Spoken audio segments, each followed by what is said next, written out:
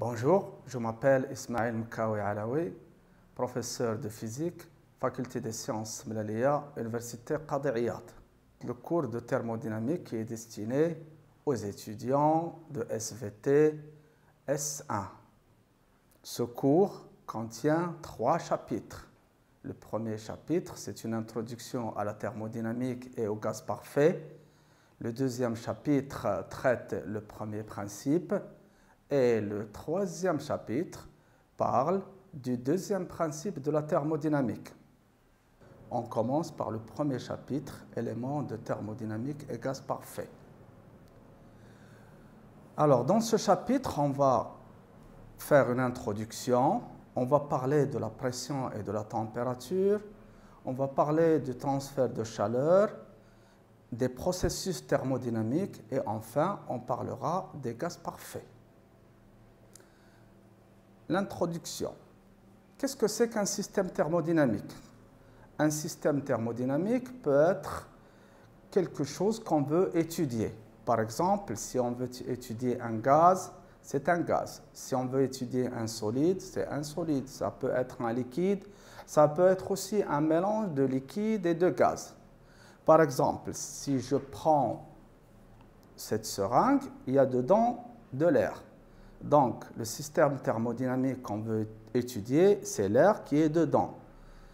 Et ce qui reste, ce qu'on appelle l'entourage, c'est le milieu extérieur. Donc, le milieu extérieur, c'est tout ce qui entoure cette seringue qui contient de l'air. Maintenant, on peut avoir des systèmes isolés.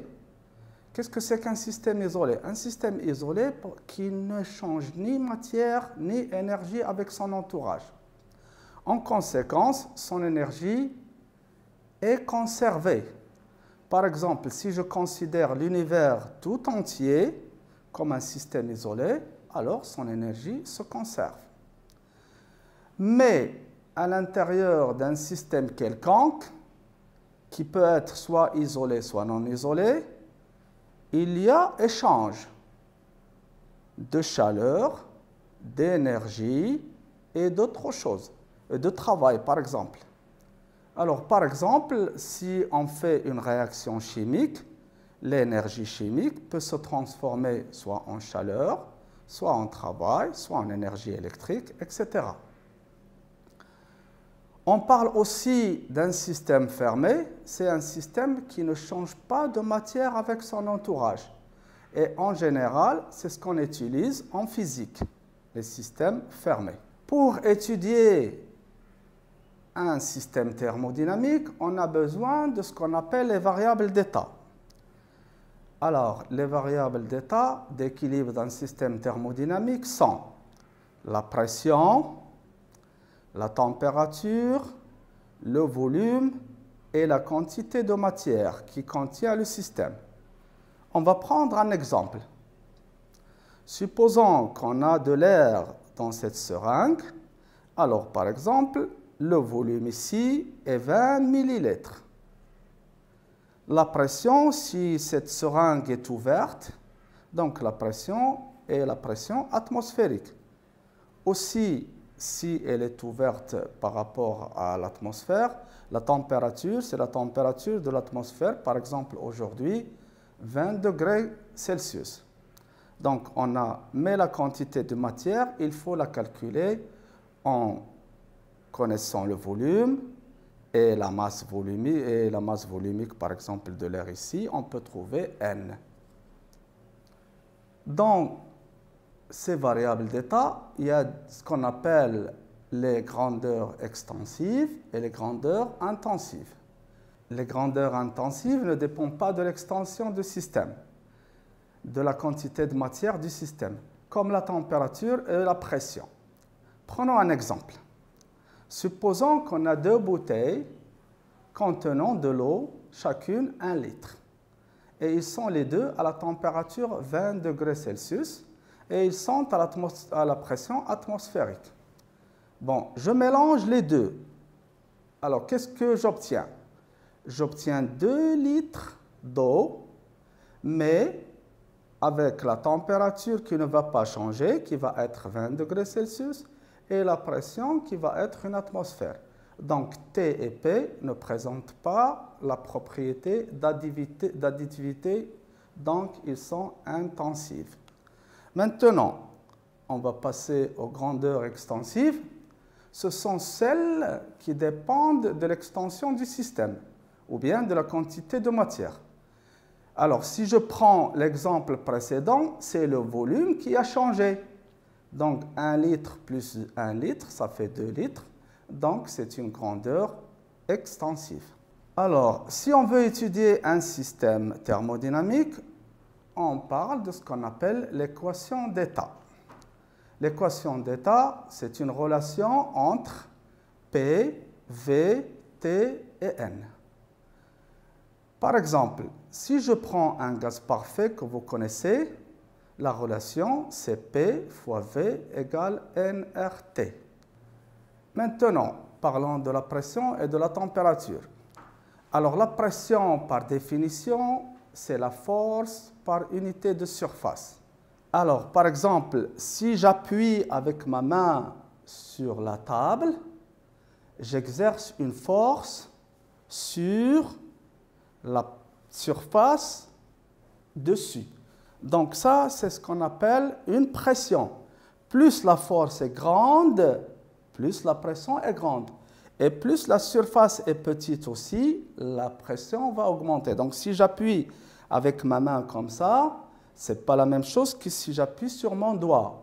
Le doigt, il a la surface plus petite, donc la pression va être plus grande. Alors, l'unité de pression dans le système international, donc vous voyez la force, c'est Newton. La surface, c'est des mètres au carré, donc ça va donner des newtons par mètre carré. C'est ce qu'on appelle le pascal dans le système international.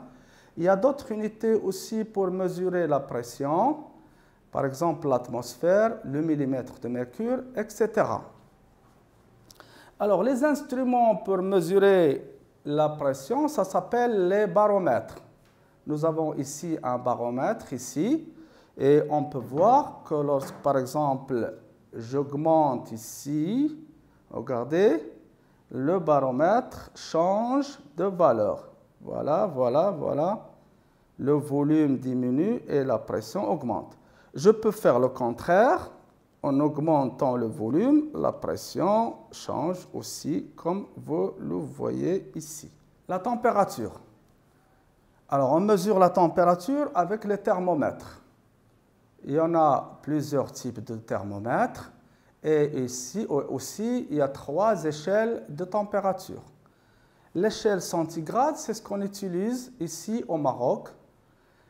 Et il est relié avec l'échelle absolue de Kelvin, qui est l'échelle scientifique, par la relation TK égale à TC plus 273,15.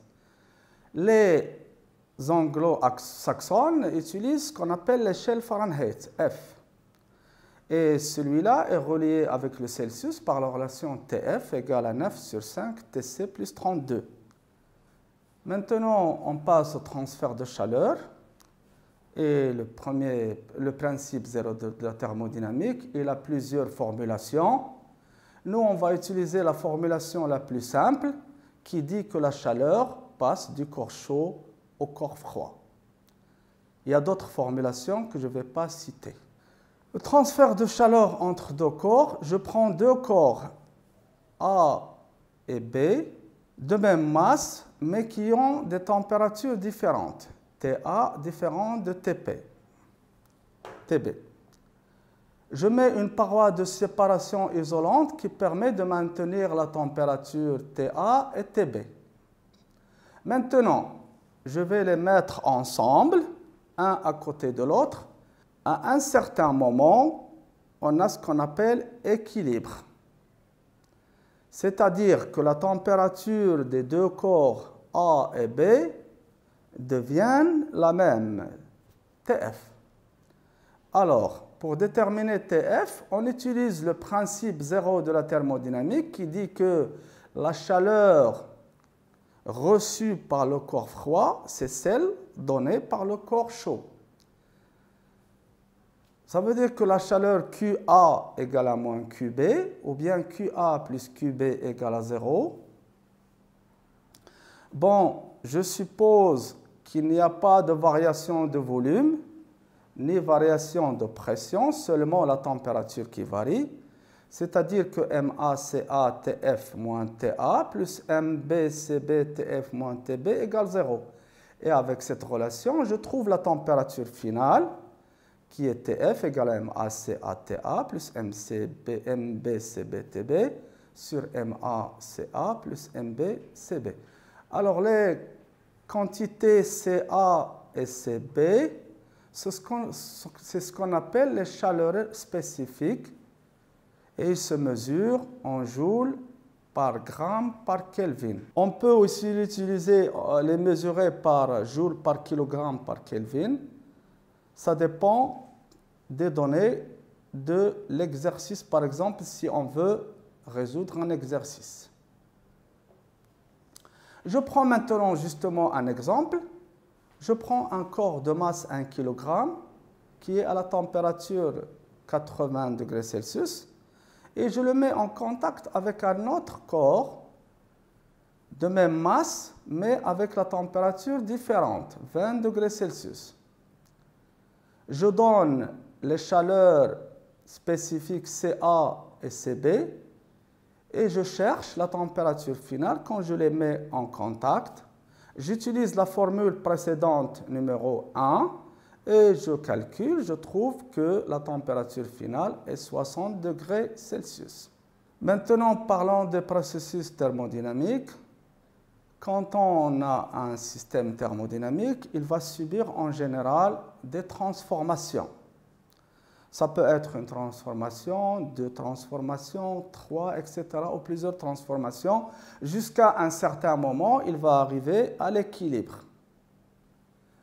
Alors, il se peut que le système passe d'un état initial à un état final, c'est-à-dire un processus ouvert, ou bien il se peut qu'il subit un cycle, c'est-à-dire qu'il commence d'un état initial I, fait plusieurs transformations, A, B, C, D, etc. Et vers la fin, il va revenir à son état initial. C'est ce qu'on appelle un cycle thermodynamique. Alors, dans les processus thermodynamiques, il y a plusieurs types. Il y a ce qu'on appelle un processus quasiment statique ou presque équilibre. Et dans ce cas-là, on a une infinité d'états d'équilibre, c'est-à-dire qu'on va plus ou moins doucement. Il y a ce qu'on appelle un processus réversible, et là, c'est-à-dire qu'on peut aller d'un état I à un état F, et on peut revenir par le même chemin. C'est ce qu'on appelle réversible. On parle aussi de processus non quasi-statique, et dans ces conditions-là, on passe par une variation rapide. Maintenant aussi, puisqu'on a parlé de réversible, il y a des processus qui sont irréversibles, spontanés et réels. En général, dans la nature, c'est comme ça que ça se passe. Les processus naturels, en général, ils sont irréversibles. Par exemple, si on vieillit, on ne peut pas revenir à l'âge d'un bébé. Maintenant, prenons un exemple de transformation quasi-statique. Alors, je prends un gaz qui est à la température P0, V0, T0.